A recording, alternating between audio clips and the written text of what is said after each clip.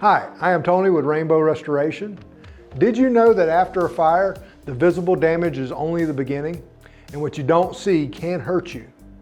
Smoke and soot may look like simple stains, but it can be far more dangerous.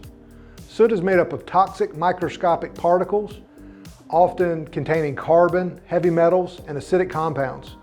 These particles can travel deep into your lungs and can even enter your bloodstream. They have been linked to breathing problems, heart disease, and long-term health conditions, especially for children, elderly, and anyone that has asthma. But the danger doesn't stop there.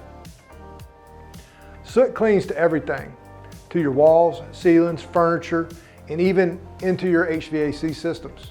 If it's not professionally removed and it continues to circulate through your air, and it'll happen long after the fire's been put out.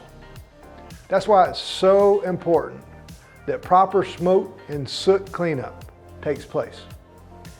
It's not just about removing the stains, it's about protecting you and your family's health. Here at Rainbow Restoration, we are certified to safely clean and restore homes and businesses after a fire, smoke, and soot damage have occurred. Please do not risk your family's health. Call Rainbow Restoration today and breathe clean air again. Thank you.